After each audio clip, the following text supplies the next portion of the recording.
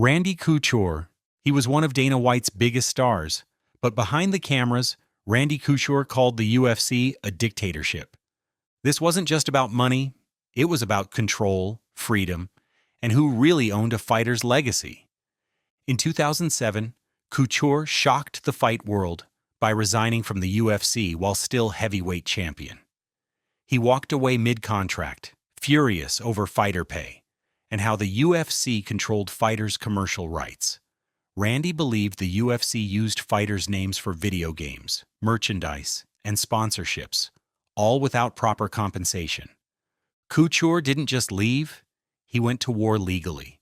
He filed lawsuits challenging UFC's iron grip over broadcast rights and promotional control, especially their partnership with Spike TV. Dana White, usually the one dominating negotiations, was suddenly forced to fight one of his own champions outside the octagon. Dana called Couture the most difficult guy I've ever dealt with. As their feud escalated, Dana blocked Randy from working as a commentator for non-UFC events. He even tried to prevent Couture's son, Ryan Couture, from fighting in the UFC during the peak of their legal battle. Though they eventually settled and Couture returned temporarily, the scars never fully healed. This was one of the first times Dana White faced a true power struggle, but it wouldn't be the last. Next came a feud that turned from business to deeply personal, and nearly led to them settling it with their fists. And that's where we're heading next. Tito Ortiz. Before Dana White ran the UFC, he was managing Tito Ortiz. But success flipped their relationship upside down and sparked one of MMA's most personal feuds. When the UFC exploded, Ortiz became one of its biggest pay-per-view draws. But as the money rolled in, Tito demanded higher pay, more control, and bigger percentages of event revenues. Dana White publicly mocked Tito's contract demands, calling him entitled and delusional. It got so heated that Dana offered to fight Tito in a real boxing match, fully sanctioned. Contracts were signed, promos were filmed, but at the last minute, Tito backed out, claiming contractual issues. Dana White later said, "Tito's the dumbest guy I've ever met." The two exchanged public insults for years. Tito often accused the UFC of underpaying fighters while headlining major events. Dana retaliated by mocking Tito at press conferences and even wore a Dana versus Tito t-shirt at one point. Despite multiple comebacks and temporary truces, the underlying tension never truly disappeared. Even after Tito left the UFC for good, Dana rarely missed an opportunity to take verbal shots at him during interviews. Their feud wasn't just about contracts. It was about pride, ego, and two men who both refused to back down. But Tito wasn't the last fighter who dared to challenge Dana's empire. The next one walked away while holding the most powerful belt in the company, and shook the entire fight industry doing it. And that's what I'll reveal next. Francis Ngannou. When Francis Ngannou walked away, he wasn't just leaving the UFC, he was rejecting the biggest heavyweight offer ever. This was the moment Dana White lost control of his most dominant champion. Ngannou was offered a massive $8 million deal to stay, defend his belt, and keep headlining UFC cards. But Francis didn't flinch. For him, it wasn't about money anymore. It was about health insurance, sponsorship rights, freedom to box, and long-term security for fighters across the roster. Dana White publicly blasted him, announcing, "We're out of the Francis business." What many fans don't know is that Francis secretly negotiated with multiple organizations while still under contract. His team carefully positioned him to leave at the exact moment his UFC obligations ended, leaving Dana with no legal options to block him. When Ngannou signed with PFL, the terms were groundbreaking: full sponsorship freedom, fighter representation on the board, and the chance to box on his own terms. Months later, he made even bigger headlines by facing Tyson Fury in a boxing super fight, earning more in one night than most UFC heavyweights make in a career. Ngannou became the first man in UFC history to walk away as champion on his own terms, without being stripped beforehand. But while Francis played the long game, the next fighter challenged Dana publicly, live, and repeatedly, right on UFC's own stage. And that story is coming up next. Nate Diaz. Most fighters negotiate quietly. Nate Diaz challenged Dana White right in front of cameras, and still won. He turned his final UFC fight into the perfect exit plan. For years, Diaz clashed with the UFC over opponent selections, pay-per-view points, and what he called their hostage contracts. He refused to sign new deals while headlining events, often forcing Dana to scramble last minute. The breaking point came at UFC 279. Nate was scheduled to fight Khamzat Chimaev, but Chimaev badly missed weight. Rather than cancel, the UFC reshuffled the entire card, giving Diaz a more favorable opponent in Tony Ferguson on 24 hours' notice. The UFC had no choice. Nate held the leverage. After beating Ferguson, he walked out of the octagon and immediately declared, "I want to take over another sport. UFC made me a slave contract." Unlike many who left bitter, Nate played his hand masterfully. He completed his contract, fulfilled all obligations, but exposed UFC's rigid negotiation tactics along the way. After leaving, he launched his own promotion and remained one of the few fighters who left the UFC while his star power was still rising. Nate Diaz didn't burn bridges. He simply proved you could leave the UFC without them holding your career hostage.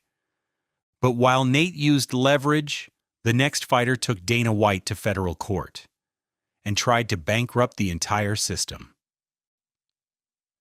And that's where we're heading next. Mark Hunt. Mark Hunt wasn't just angry, he wanted revenge. After UFC 200, Hunt fought Brock Lesnar, who later failed drug tests for PEDs. But Lesnar's failed tests were revealed after the fight, and Hunt felt the UFC knowingly let a juiced fighter into the cage. Hunt filed a $2.5 million lawsuit against the UFC, Dana White, and Brock Lesnar, accusing them of fraud, racketeering, and endangering his health for profit. Hunt said, "They're all effing scumbags.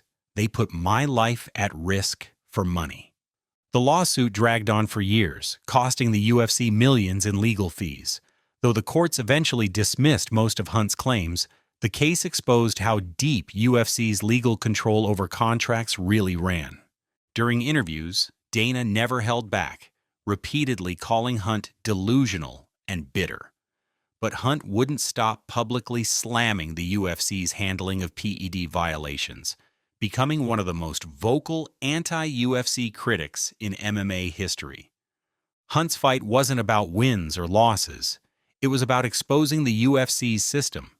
But the next fighter didn't take the UFC to court. He took Dana White to war personally. And that's exactly what we'll dive into next. Ken Shamrock. Ken Shamrock was a pioneer, but when his career faded, his feud with Dana White boiled over. After being released from his UFC contract following multiple losses, Shamrock sued the UFC for breach of contract, claiming they wrongfully terminated him. Dana White didn't mince words. "Ken's irrelevant. He's suing us. Why would I ever work with him again?" Unlike other fighters who negotiated returns, Shamrock's lawsuit severed any future UFC relationship permanently. Dana blocked any comeback attempts, even as Shamrock fought in smaller promotions. The lawsuit quietly settled out of court, but the bitterness remained. Shamrock often criticized the UFC's power structure, while Dana refused to even acknowledge him as part of modern UFC history. Ken Shamrock became a cautionary tale. Once you legally challenge Dana, the door rarely reopens. But while Shamrock battled contracts, the next fighter went completely unfiltered, publicly cursing out the UFC while still actively fighting. And that's coming up next. Al Iaquinta. Most fighters smile and thank Dana White on the mic. Al Iaquinta grabbed the mic and tore the UFC a new one. After a dominant win at UFC Fight Night 63, Iaquinta found out he wasn't getting a Performance of the Night bonus. His reaction? Keep your effing money. He didn't stop there. In interviews, Iaquinta called UFC fighter pay disgusting and said the bonus system was just a way to keep fighters under control. While ranked in the top 10, Iaquinta openly threatened retirement multiple times, refusing to sign new deals unless conditions improved. Dana White, used to public loyalty from fighters, was stunned by how unfiltered Iaquinta stayed during fight weeks and press events. Iaquinta famously said, "I'm not kissing ass for a bonus. I'll make my money selling houses." Despite the tension, Iaquinta kept fighting, but always on his terms, making him one of the few fighters to openly rebel while still under UFC contract. But Al was a rebel inside the system. The next fighter challenged Dana White's power so much, he forced the UFC to rewrite its rules and history. Stick around, because this final story changes everything. Conor McGregor. Conor McGregor didn't just challenge Dana White, he bent the entire UFC to his will. And he's the only fighter to ever pull it off. McGregor launched his own promotional company, McGregor Sports and Entertainment, and forced the UFC to co-promote his boxing mega fight with Floyd Mayweather, something Dana had never allowed before. Dana once said, "Nobody's bigger than the UFC," but Conor proved otherwise. He threatened retirement multiple times, held up entire divisions waiting for better contracts, and made Dana renegotiate bigger and bigger deals after every win. Conor even convinced the UFC to let him hold two belts simultaneously without immediately defending either, breaking one of their oldest unwritten rules. No other fighter had that kind of leverage. Even Dana admitted, he's got as much leverage as anyone will ever have in this company. McGregor's moves set a blueprint for fighter power, forcing the UFC to rethink how it handled stars, contracts, and promotion. While others tried to fight the system, Conor became the system. Subscribe for more UFC secrets, backstage drama, and unfiltered fighter stories Dana White doesn't want you to know. Hit the bell. The MMA world gets crazier from here.